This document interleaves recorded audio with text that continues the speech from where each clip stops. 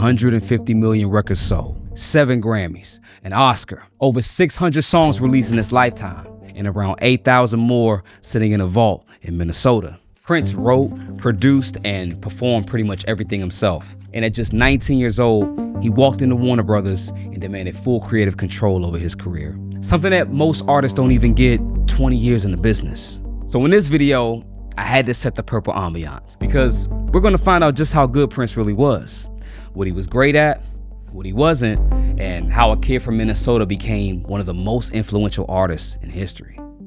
I've never spoken about this before, but I was born epileptic. And I used to have seizures when I was young. My mother told me one day, I walked into her and said, Mom, I'm not going to be sick anymore. And she said, why? And I said, because an angel told me so. There's a conspiracy theory in the music industry that Prince had mystical or magic powers. Some celebrities have said that he could float in the air, and some said that he could see things before they happen. But one thing was for sure, he was a gifted child prodigy. With a jazz pianist for a father and a jazz singer for a mother, music was in his destiny. And by the time he was a teenager, he taught himself piano, bass, guitar, and the drums. And he taught himself everything by ear. In high school, he joined his cousin's band called Grand Central. They played local clubs around Minneapolis and built a small following. And even back then, Prince was the one that was writing most of the songs and arranging everything. By 1976, he had recorded a demo tape in the basement. A businessman named Owen Husney heard it and signed him to a management deal, and he took the tape to LA. 3 major labels, Warner Brother, A&M, and Columbia, they all wanted to sign Prince. Columbia Records actually offered more money, but Warner was willing to give him the full creative control that he wanted. So Prince's biggest strength was clear from day one. He didn't need anybody else in the room. His weakness, though, was experience. He was a teenager with no idea how the industry actually worked, and that would come back to bite him later in one of the biggest fights any artist ever had with a record label. First, he actually had to make a hit. Prince's first album, For You, came out in 1978. The album sold about 150,000 copies, and the lead single, Soft and Wet, only hit number 92 on the Hot 100. But it cracked the top 20 on the R&B chart, which was enough to keep Warner Brothers interested. A year later, he dropped his self-titled album, Prince, which is the one that most people remember. The lead single, I Wanna Be Your Lover, hit number 11 on the Hot 100 and number 1 on the R&B chart. Plus, that album has one of my personal favorite Prince songs, Sexy Dancer. It went platinum, and suddenly Warner Brothers knew they had something. But his next 2 albums took a hard left turn. See, Dirty Mind came out in 1980, and it was pretty much what it sounds like. The songs were all about sex, all different kinds of sex. The radio stations, they wouldn't touch it, but the critics loved it. Rolling Stone called it one of the best albums of the year, and it only sold 500,000 copies, but it established Prince as something new. He was provocative, and he wasn't apologizing for it. Then in 1981 came Controversy, and the song had him questioning his own identity. He was playing with race, sexuality, religion. It was a risky move, but the album still went platinum. But now it's 1982, one of the best years in music. Michael Jackson drops Thriller, Toto comes out with Africa, Foreigner with Waiting for a Girl Like You, and what does Prince do?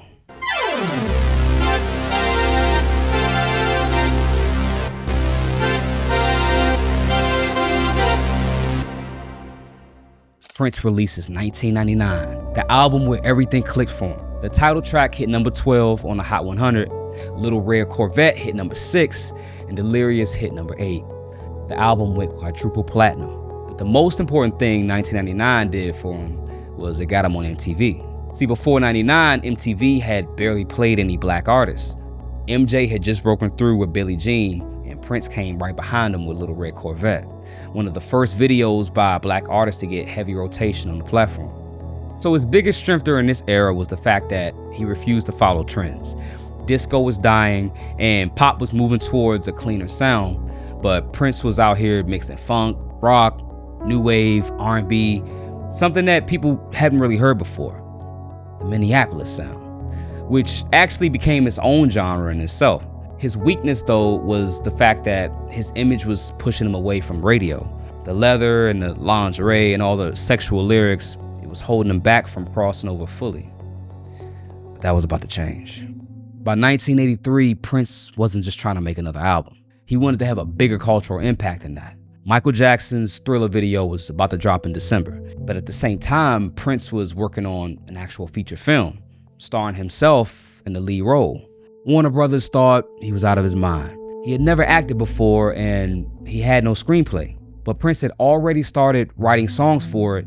He had already cast people and they were rehearsing already. So Warner Brothers went along with it.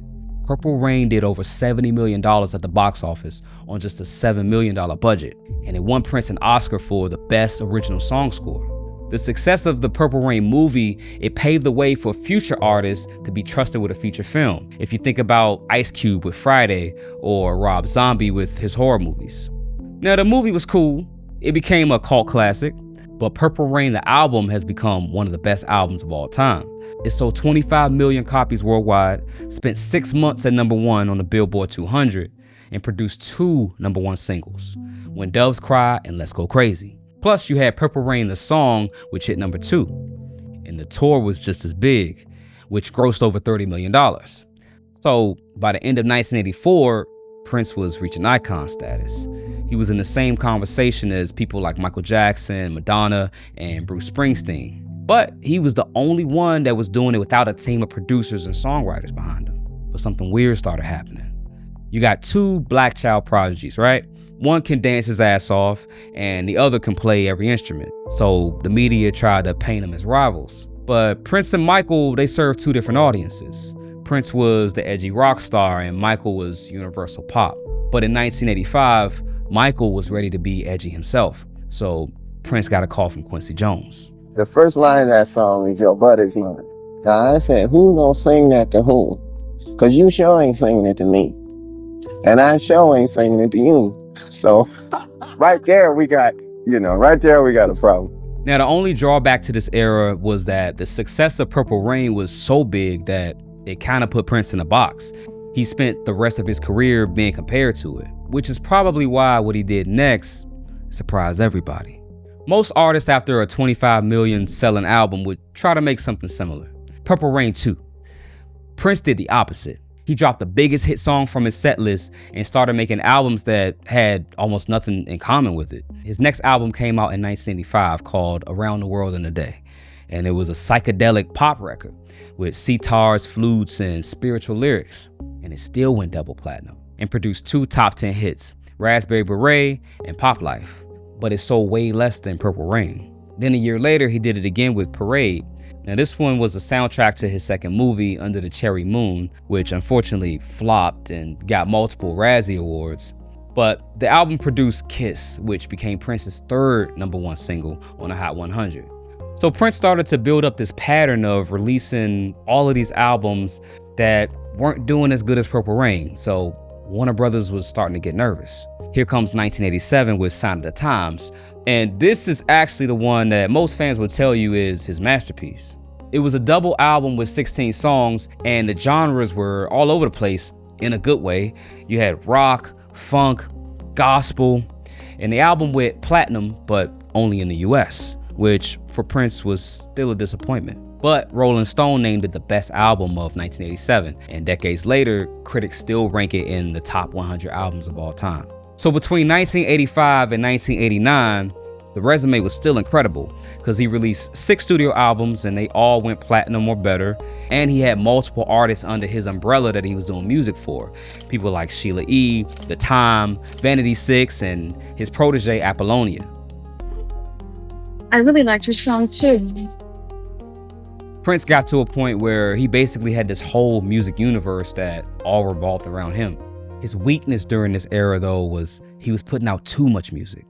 It got to a point where Warner Brothers, they couldn't keep up and they told him to take a year off. He had all of these songs that were filling up the vault and the label didn't want to release them, which would later become a problem, which leads us to the darkest period of Prince's career. By 1992, Prince had already released 14 albums and he still had more material sitting on the shelf. So when he signed a new contract with Warner, the deal came with a catch. They wanted him to slow down. They wanted an album every couple of years, not 3 albums every single year. But Prince saw it as the label trying to tell him that he couldn't create.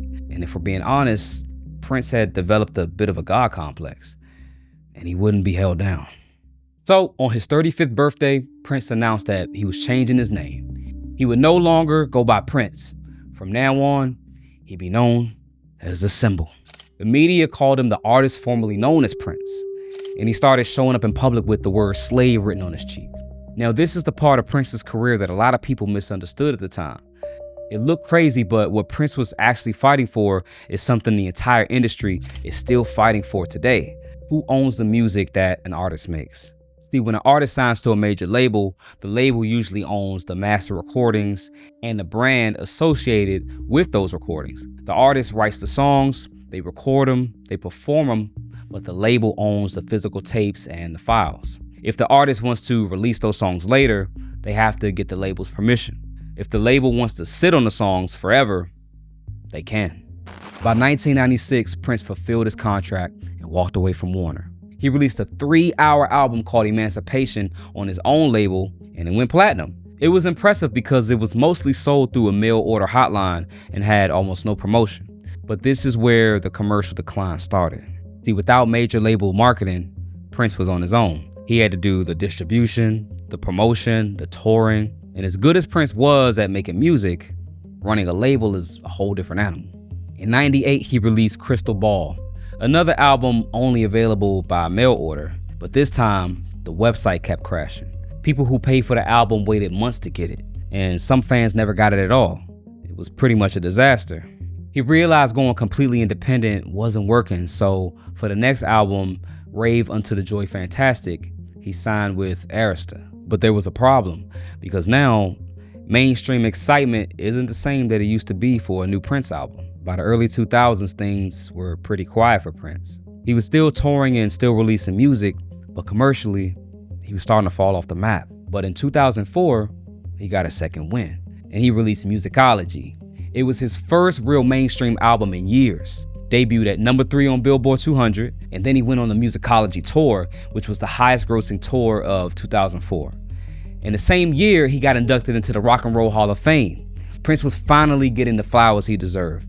He spent years being underestimated and trying to be recognized as a true artist instead of just the wild Purple Rain guy. Been having to deal with a lot of things, getting teased a lot in school. And, early in my career, I tried to compensate for that by being as flashy as I could and as noisy as I could. So his strength during this era was the fact that he didn't quit. Most artists who get out of a major label deal, they usually don't make it back. But Prince, he stayed creative, he kept experimenting, and he kept releasing music on his own terms. His weakness, though, was the execution. The mail order disasters and the streaming service that didn't get major attention. He had the right ideas about the future of music, but he didn't have the infrastructure to actually pull it off.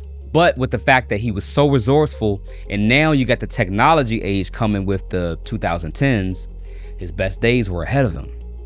Unfortunately, so was the end.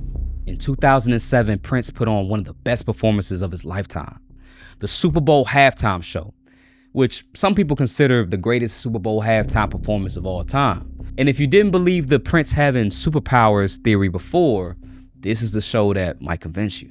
During his performance of Purple Rain, it actually started raining. Now, he didn't levitate or predict the future, but this moment is still considered one of the most iconic live moments in music history.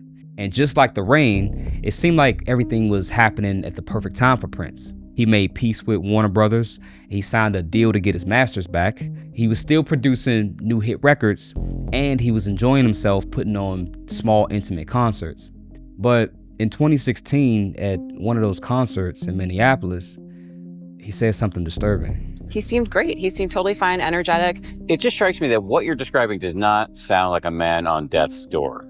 I certainly did not get that impression when I was there. He spoke for a couple more minutes and he said, "Wait a few days before you waste any prayers." On April 21st, 2016, Prince was found passed away at his home in Minnesota.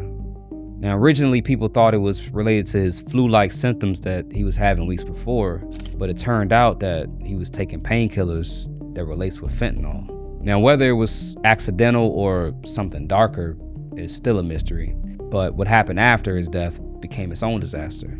See, Prince died without a will, so the estate spent years in court, siblings sued each other, and Paisley Park got turned into a museum, and Prince's vault of music started getting released. Now, obviously, as fans, we want to hear the released tracks, but it's still sad that he didn't get to release it on his own terms like he always wanted to. So Prince's final strength was his completeness as an artist.